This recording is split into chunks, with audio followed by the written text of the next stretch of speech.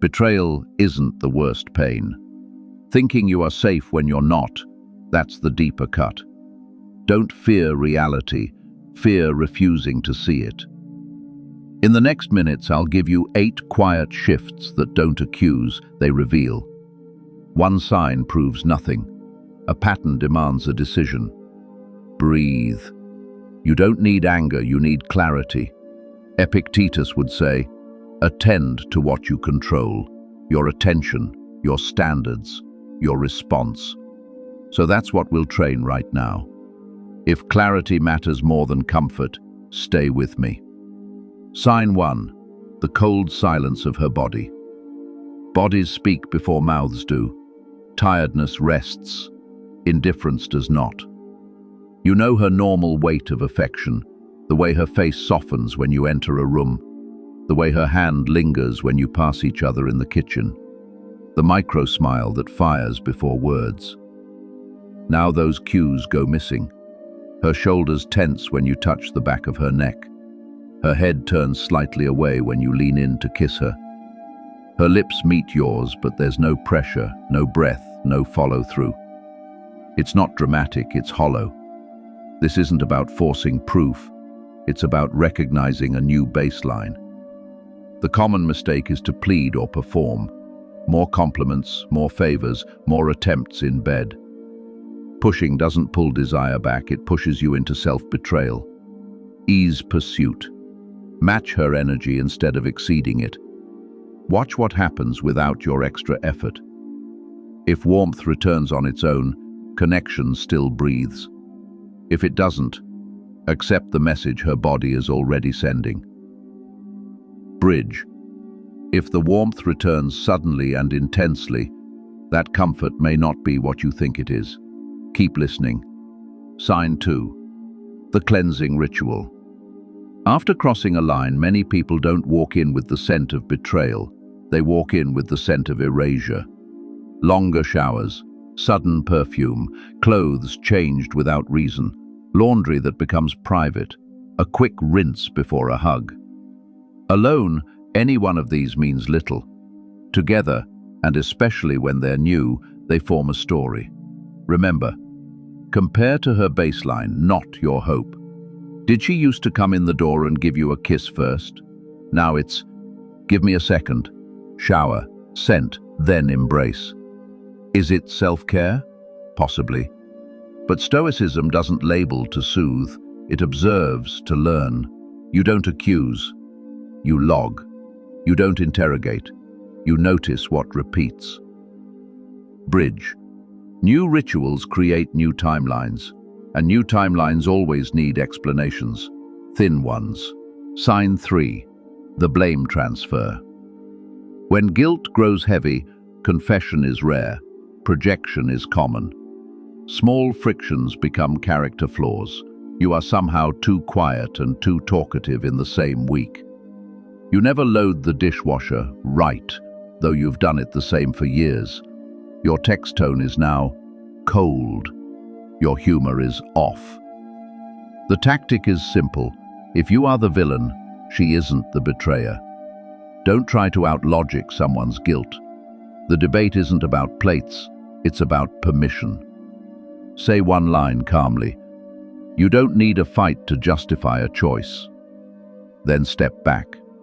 Silence is not weakness, it's sovereignty. When you refuse the assigned role, the script collapses. If the goal was to move the spotlight, it just swung back to truth. Bridge.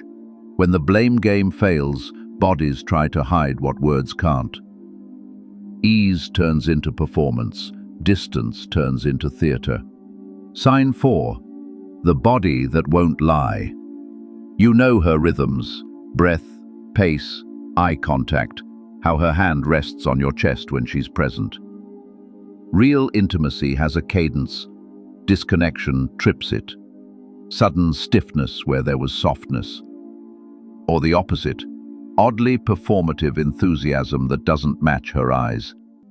Stress exists, hormones exist, but persistent deviation from her baseline is data, not drama. Reduce effort. Stop auditioning for a part you already had. If intimacy feels wrong, don't bulldoze your instinct to save it. Desire isn't recovered through pleading or pressure. It returns by choice. Yours is to look without blinking and let reality speak. Bridge. Sometimes distance flips to sudden warmth. That spike can be connection or guilt seeking relief. The timing tells you which. Watch when it appears. Sign 5. The theater of affection. Not every betrayal returns cold. Sometimes it returns too warm. Sudden affection spikes after unexplained absences, gifts, surprises, out-of-character sweetness. I love you, delivered with glassy eyes that avoid the last second of eye contact. Ask, is this desire or apology? Counterfeit intimacy doesn't want to connect. It wants to quiet a conscience. Don't reward a performance. Reward truth, boundary, calm and clean. Keep the gestures. Give me what's real. Listen to the response beneath the words. A sincere heart says, "You're right, let's be honest." A guilty heart doubles the performance or explodes. Either way, you learn without a fight. Bridge. Performances are expensive to maintain. To keep them running, time must bend. And when time bends, stories get thin. Sign 6. Late returns, thin stories. When desire is intact, time finds its way home. When desire moves, time becomes an alibi. Repeated lateness.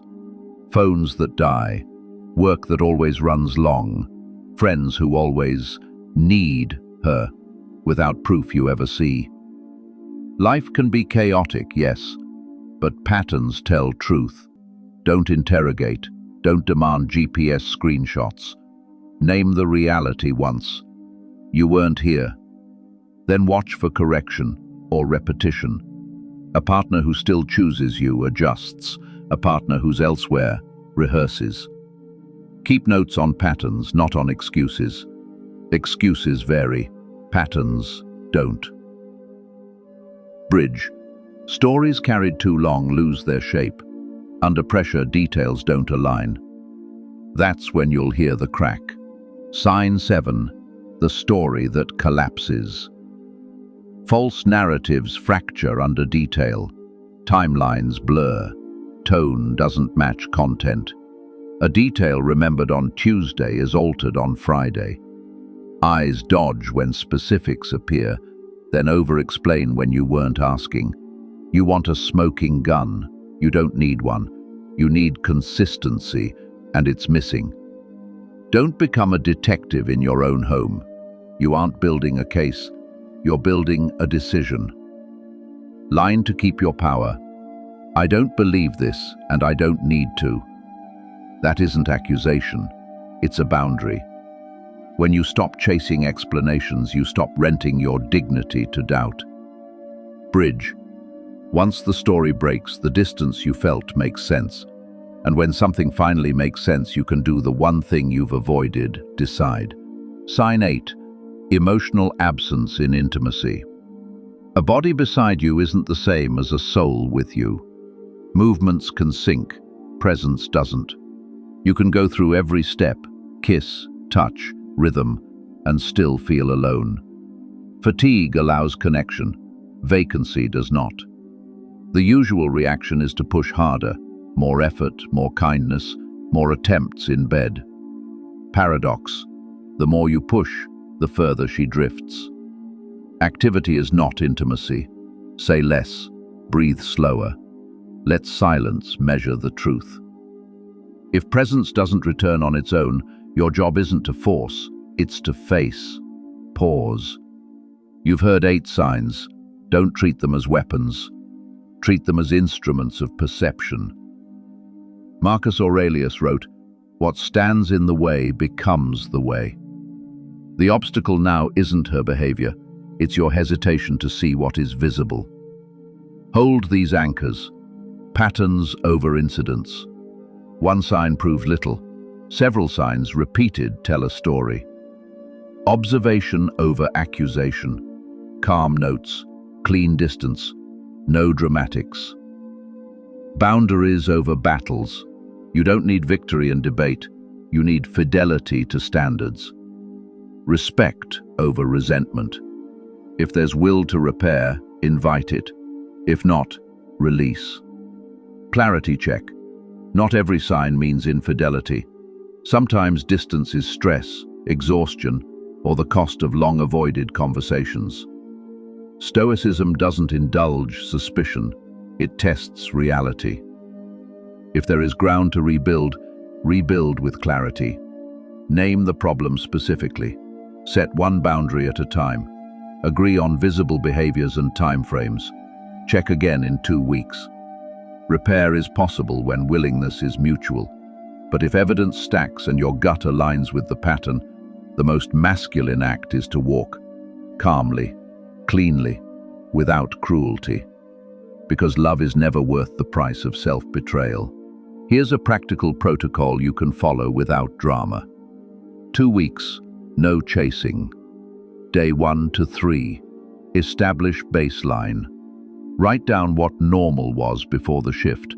Affection, messages, tone, time home, intimacy. Don't idealize the past. Describe it as it was. Day 4 to 7, observe only. No probing questions, no traps, no social media stalking. Match her energy, never exceed it. If she invests, invest. If she withdraws, don't fill the gap. You're measuring gravity, not pushing a car uphill. Day 8 to 10. Calibrate presence. Initiate once per day. If she reciprocates, great. If not, stop. Track behavior, not promises. Promises are free, patterns are expensive, and therefore honest. Day 11. Set one boundary you can keep. Say it once, cleanly. I don't do thin stories and late returns. If it continues, I'll step back from this relationship. No threats, no countdowns, no second speech. A boundary without consequence is a wish. Day 12 to 14. Watch correction or repetition. Correction looks like visible change without you prompting it. Clearer timelines, natural affection, consistent presence. Repetition looks like more excuses, more theater, more hollow closeness. Both are answers. You accept data, not explanations. If you find yourself negotiating with reality, remember, pain is the price of clarity. Humiliation is the price of denial. Choose your price. Communication scripts you can actually use. If she ramps up the blame, I hear you. I'm not debating plates, I'm naming patterns. If affection spikes after absences, this feels like apology, not desire. I prefer honesty to performance. If stories keep shifting, I don't believe the explanation. I'm not angry, I'm deciding. If intimacy is present in body, absent in spirit, I want presence, not choreography. If it can't return, I'll step back. If she asks, "Are you accusing me?" No, I'm observing a pattern and choosing my standard. If she asks, "What do you want?" Consistency, honesty, and visible effort. If that's not possible, clean endings are kinder than messy middles. A final reflection. The harshest betrayal isn't what someone hides in secret. It's what you agree to ignore in daylight. The goal was never to catch her. The goal is to recover you, your clarity, your boundaries, your freedom to love without losing yourself. Pick one situation you've avoided. The new ritual, the late returns, the empty eyes in bed, the story that shifts. Face it. Either address it with courage or end it with dignity. Both paths are honorable. Only denial is not. Set one boundary this week and tell me which one. Like, share, and send this to a man who needs steadiness more than comfort. In the comments, write the one sign you've seen and the one action you'll take in the next 48 hours. Your story may save someone months of confusion. This is Stoic Reflections. Master yourself, then face the world.